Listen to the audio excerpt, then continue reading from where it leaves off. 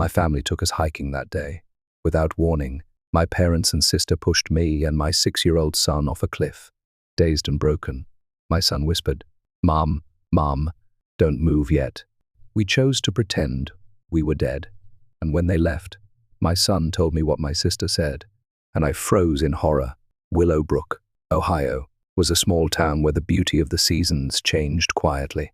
Emily Carter found true fulfillment in her daily work as a nurse at the local general hospital.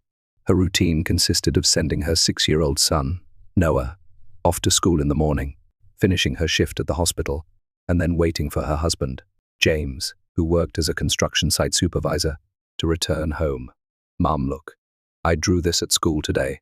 Noah held up a colorful crayon drawing with a pure smile on his face. It showed a dog, a cat, and a family surrounding them.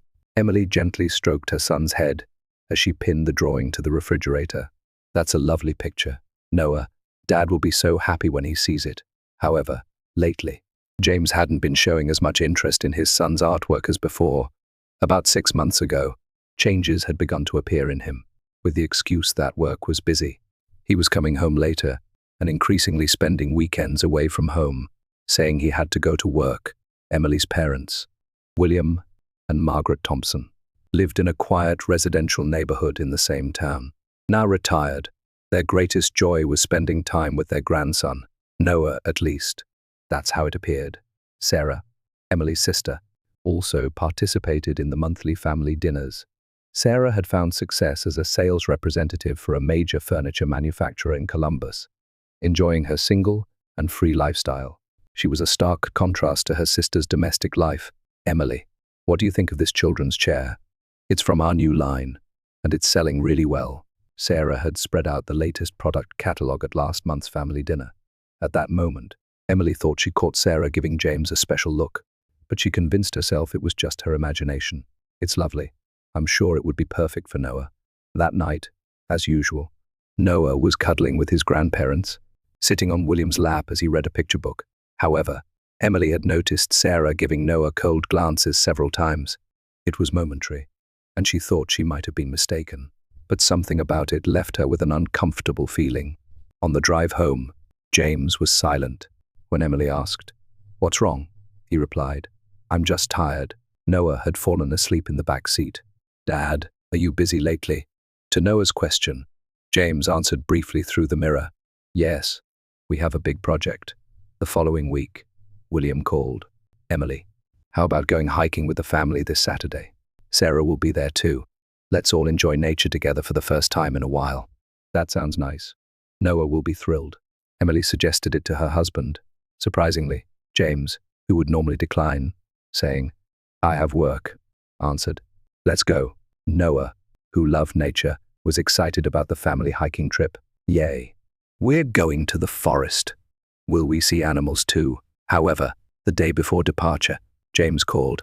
"I'm sorry, but urgent work came up. You all go without me." Emily was disappointed but resolved to cherish the time with her son. "It's okay, Noah. Let's enjoy ourselves even without Dad." Noah looked a bit sad but quickly recovered his spirits. The morning of the hike dawned with a clear blue sky. Emily got up early to prepare Noah's lunch and pack drinks, snacks, and a first aid kit into a small backpack. As a nurse, she always prepared for emergencies. "Noah, are you ready?" Noah came bounding down the stairs, wearing a small jacket and hat, his eyes shining with excitement. "All ready, Mom. I brought my magnifying glass too. I'm going to observe insects." Emily smiled at her son's curiosity and pure joy. Though she regretted that James wasn't with them, she was determined to cherish this mother-son time. The doorbell rang, and when Emily opened the door, her parents' car was parked outside. Her father, William, was in the driver's seat, her mother, Margaret, in the passenger seat, and Sarah in the back seat. Everyone was dressed for the outing, with Sarah, in particular, wearing expensive hiking boots and stylish outdoor wear. "Good morning, Emily. What wonderful weather we have." Her father, William's voice, sounded unusually cheerful. As Emily and Noah got into the back seat with Sarah, Emily noticed something different about the atmosphere. Her parents exchanged brief glances, and Sarah was strangely tense, staring at her cell phone. "So, James couldn't make it after all, Sarah said. There seemed to be something hidden in her voice that Emily couldn't quite make out. Yes, he said. Urgent work came up. It's disappointing, but it can't be helped. Yes, it can't be helped. Sarah's response seemed a bit too quick. As the car left town and climbed the mountain road toward the forest, her parents were unusually talkative. Margaret, in particular, kept repeating, "Today will be a special day." Emily felt uncomfortable with these words, but thought it was just expectation for a pleasant family outing. Noah was absorbed in the scenery outside the window, pointing at passing trees and rocks and repeatedly asking, "What's that? And what's this?" Grandfather William answered his grandson's questions, more enthusiastically than usual, occasionally exchanging glances with Margaret through the rear-view mirror. After driving for about an hour, the car turned onto a narrow, unpaved road. Emily realized this was an unfamiliar route. "Dad, where are we going?" When Emily asked, William shrugged. "I found a different route. It's a place tourists don't visit much. The view is amazing." The car finally stopped at a small, undeveloped parking area. There were no other cars around, and silence dominated the area. As everyone got out of the car and shouldered their backpacks, Emily felt uneasy again. Her parents and Sarah had too little luggage for a long hike. "Dad, are you sure this trail is okay?" "There's nobody here," Emily asked worriedly. "Don't worry, Emily. This place is a hidden gem. The view from the top is breathtaking," William answered with confidence. "That's right, Emily. Trust us. We just wanted to show you a special place," Margaret added. Her voice was gentle, but her eyes seemed to be saying something else. Noah was already under a nearby tree, searching through fallen leaves. "Mom, look, I found a pretty stone." Emily went to her son and shared in his small discovery. Meanwhile, Sarah kept checking her phone repeatedly. "Sarah, you keep looking at your phone. Are you in contact with someone?" when Emily asked. Sarah looked up with obvious surprise. "No, I was just checking the time." Sarah's voice rose slightly. "The time? Is something happening?" "No, nothing. It's just a habit." Sarah quickly put her phone away. The hike began, and the group proceeded along a narrow path through the forest. The trail gradually became steeper, and Emily was glad that she and Noah had come with proper equipment. In contrast, she was becoming concerned about her parents and Sarah's attire. "Why are you so lightly dressed for a long hike?" when Emily asked her mother. Margaret waved her hand to indicate there was nothing to worry about. "We'll be fine, just going there and back. Besides, today is a special day." That phrase again. Emily tilted her head, but thought she should catch up with Noah, who was walking ahead, holding hands with his grandfather. The sky, occasionally visible through the trees, was still blue and clear, but clouds of anxiety were gathering in Emily's heart. She felt uncomfortable with the glances exchanged between her parents and Sarah, the unnatural conversation, and, most of all, their behavior that was so different from a normal hike. The path suddenly opened up, and they emerged near a steep cliff. A deep valley spread out below, with the glimmer of a small lake visible in the distance. The wind blew strongly, and Emily instinctively gripped Noah's hand tightly. She had a fear of heights, and her legs froze just being near the cliff. "It's beautiful." "Mum!" Noah was captivated by the scenery. "Look, Noah, can you see the lake in the distance?" William placed his hand on Noah's shoulder, trying to guide him toward the cliff. "Dad, that's dangerous. Keep Noah away from the cliff." Emily's voice clearly contained fear. "It's all right, Emily. I just want to show him the view." William's voice feigned calmness, but his eyes were cold and determined. "Noah, come here," Emily called out strongly. Noah responded to his mother's voice and tried to move away from his grandfather. At that moment, Emily felt Sarah approaching her. She noticed that Sarah's expression had changed completely. Mother Margaret also stood unnaturally behind William and Sarah, and the three of them seemed to be surrounding Emily and Noah. A sudden silence fell, with only the sound of the wind drifting around them. Surrounded by her parents and Sarah, a cold fear ran down Emily's spine. The wind tousled her hair, and the view beyond the cliff was beautiful. But that was the least of her concerns now. Just as she tried to pull Noah to her side, Sarah suddenly grabbed Emily's arm. Her sister's fingers dug into her skin, causing pain. "Emily, there's something I want to show you." Sarah's voice pretended to be calm, but her eyes held a cruelty that Emily had never seen before. "What?" "Sarah, let Noah come to me first." Emily desperately reached out toward her son. No, I want to show Noah too. Sarah's mouth twisted eerily. Just as Emily tried to shake off Sarah's hand, Father William picked up Noah. As Noah's small body left the ground, he exclaimed in surprise. "Grandpa!" Emily screamed in terror. "Let go of Noah. What are you trying to do?" Emily's scream echoed through the forest, startling birds into flight, as if in response. Mother Margaret abruptly moved behind her. "Emily, you were always a good child." Margaret's voice was strangely gentle, but sometimes sacrifices are necessary for the family. With those words, Margaret pushed Emily forcefully toward the cliff. Caught off guard, Emily lost her balance and staggered several steps toward the edge of the cliff. As her feet nearly left the ground, understanding flashed through her mind like lightning. Her family was trying to kill her and Noah.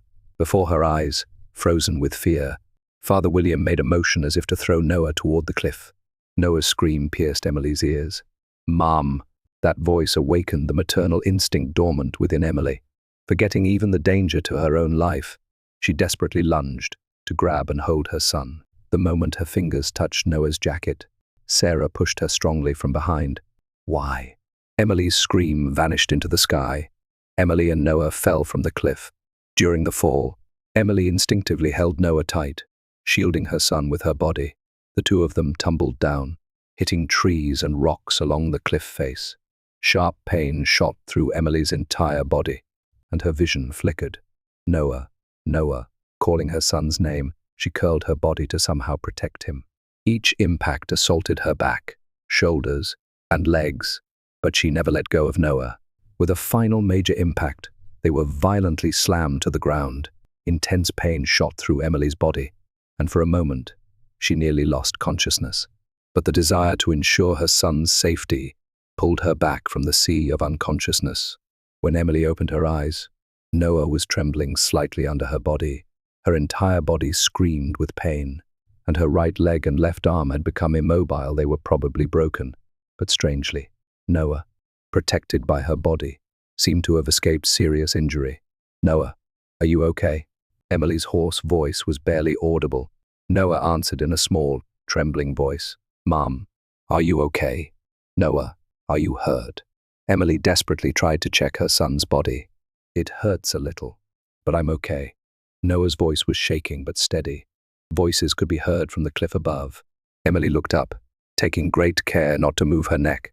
She could see her parents and Sarah peering down from the edge of the cliff. In the twilight, their silhouettes appeared black and ominous. "Can you see? Are they moving?" Her mother Margaret's voice carried on the wind. "No, they don't seem to be moving." Her father William's low voice answered. "We need to check. We have to go down." Sarah's voice had a hint of urgency. Emily instinctively hugged her son tighter and closed her eyes. If they came down and found them still alive, the thought was too terrifying. At that moment, the words Noah whispered in his mother's ear nearly stopped Emily's heart. "Mom, we shouldn't move yet." Emily was amazed at the words of her 6-year-old son. Noah had understood the situation and realized they needed to play dead.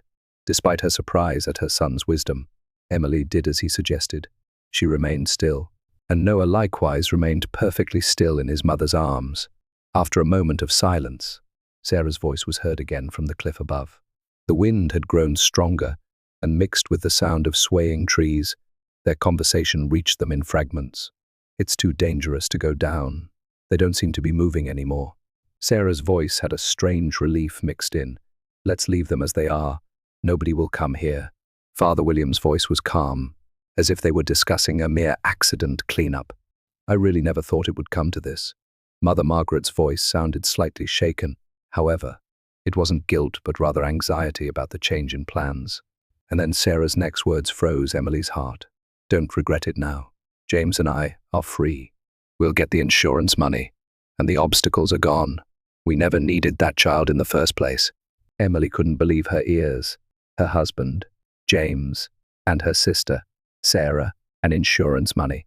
In her mind, the events of the past few months began to rapidly connect. James's late returns home, Sarah's unnatural glances, and this hiking trip. It had all been planned. Her husband and sister were having an affair and were trying to kill her and Noah to get the insurance money. And even her parents had participated in the plan. Emily trembled with intense anger, fear, and the sadness of betrayal. But now, suppressing her emotions and protecting Noah was the priority. She remained motionless, continuing to hold her son. After a while, they could hear footsteps moving away from the cliff above. Emily and Noah continued to play dead until they were sure the others had gone. As the sun began to set behind the mountains and dark shadows began to fall on the forest, Emily finally spoke to her son in a small voice. "Noah, you noticed well. If you hadn't said anything," Noah answered in a trembling voice. "I heard Auntie talking on the phone with Dad before. She said they were planning something bad." Emily was surprised at her son's intelligence but felt her heart breaking at the terrible truth.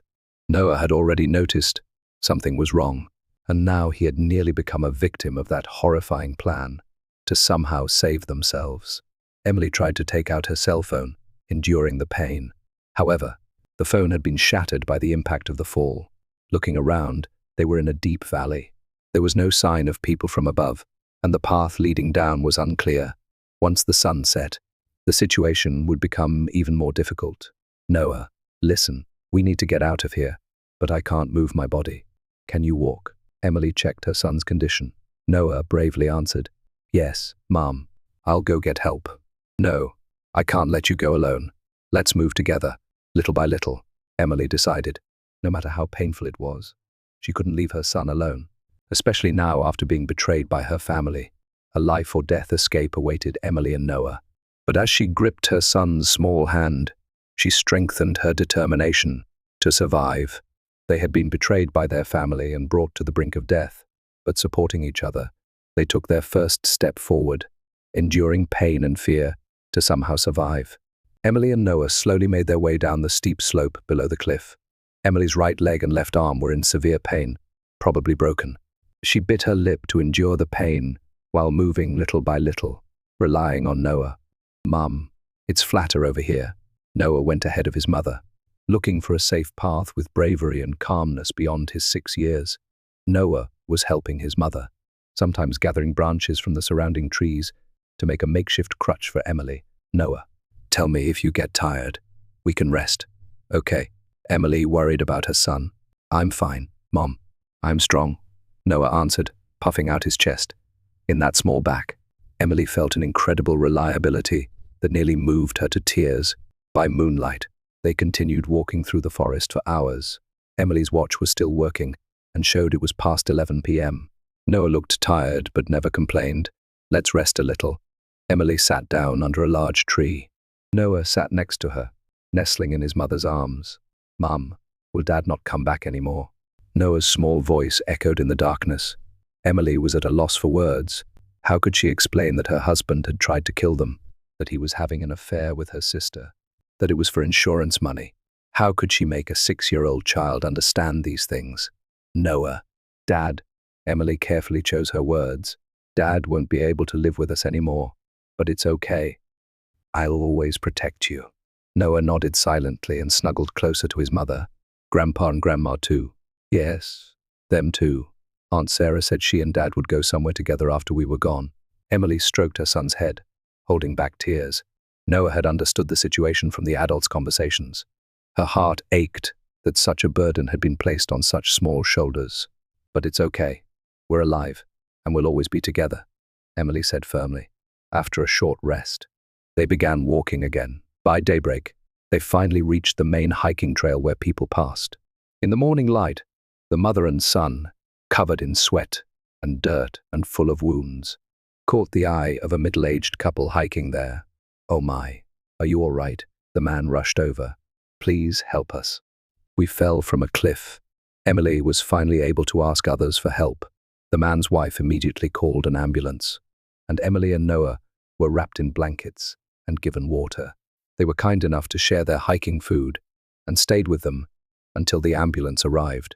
"How did you fall from a cliff?" when the man asked. Emily hesitated for a moment.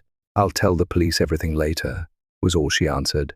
The ambulance arrived at the forest entrance, and Emily and Noah were taken to the hospital. According to the doctor's diagnosis, as expected, Emily had multiple fractures in her right leg and left arm, as well as internal bleeding and bruises all over her body. However, her life was not in danger. Noah, too, had miraculously escaped with only minor bruises and scratches. Your mother was like a cushion for you. The doctor smiled at Noah. She's a brave mother. While Emily was receiving treatment and resting, there was a knock on the hospital room door. It was Detective Harris, from the local police. He introduced himself in a gentle tone and expressed concern for Emily's condition. "Miss Asa, are you able to talk? Can you tell me what happened on the mountain?" Emily took a deep breath and began to tell everything: the hiking plan, her parents and Sarah's behavior, and the moment they were pushed off the cliff. She also relayed Sarah's words. "Now James and I are free. We'll get the insurance money." Detective Harris responded calmly, though surprised, continuing to take notes. "We've contacted your husband, James, but he hasn't arrived yet," the detective said. "He's also part of the plan. He was apparently having an affair with my sister." Emily spoke the painful truth. Outside the hospital room, Noah was talking with a child psychologist. He also explained the events in his own words, and further detailed the content of phone calls he had heard between his aunt and father over the past few weeks. Noah's testimony matched his mother's account, and the nature of the incident became clearer. Due to Detective Harris's swift investigation, James, Sarah, and both of Emily's parents were all arrested the next day. The interrogation revealed a horrifying plan.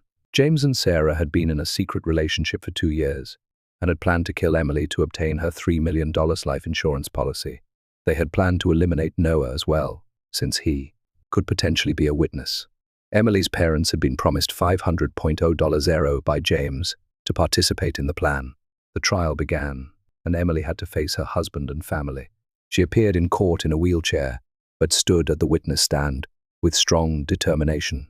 "The people I trusted most, my husband, my parents, my sister, they tried to take my life and my son's, but we survived because true strength lies in love. The bond between my son and me was stronger than their malice." Her words resonated throughout the courtroom and could be heard from the gallery. Noah, too, bravely took the witness stand despite being a child. "Grandpa and Grandma pushed, and Mom protected me. Dad and Auntie are bad people." His simple words carried a powerful truth.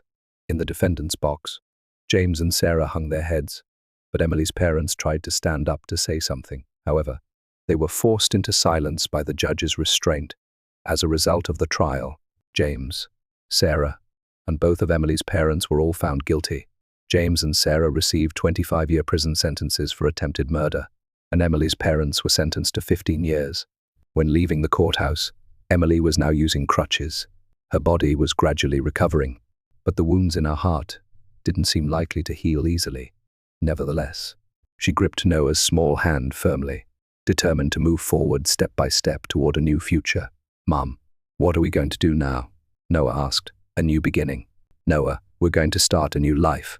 Just the two of us." Emily had received tremendous support from her nursing colleague, Rachel, whom she had met during her recovery period at the hospital.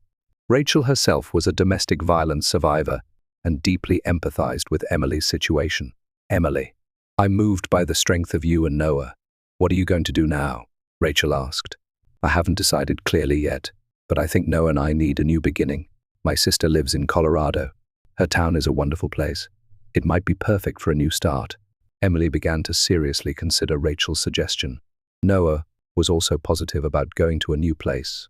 "Mom, are we going to a new house? Will I make friends?" Noah asked hopefully. "I'm sure you will. Noah, we're together, so we can overcome anything." Emily was standing at the edge of fate's cliff again, just as when she had fallen from the real cliff. But this time, she had the courage to move forward with her son. She looked up at the sky and felt freedom. No one could hurt them anymore. She had learned the true meaning of family through a severe ordeal. On the day the trial verdict was delivered, the courtroom was wrapped in a solemn atmosphere.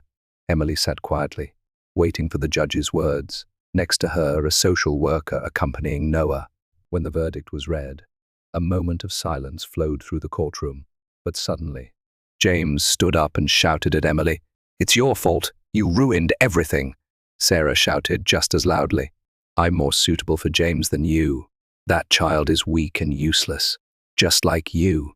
As guards restrained the two, Emily quietly closed her eyes. Her parents silently bowed their heads, but there was no color of regret in their eyes. Emily looked at them one last time, and bid farewell in her heart. 3 months later, Emily and Noah had moved to a small mountain town in Colorado. They were renting a room in a guest house run by Rachel's sister, Laura, and starting a new life. Emily had begun working as a nurse at a local clinic, and Noah had started at a new school. Noah, how's school? Have you made new friends? Emily asked her son one evening. Yes, I play with Ethan and Liam, but sometimes I remember that time and get scared. Noah answered honestly. I feel the same. Emily hugged her son. But remember, we'll get through it together. Emily and Noah regularly attended therapy, facing their trauma.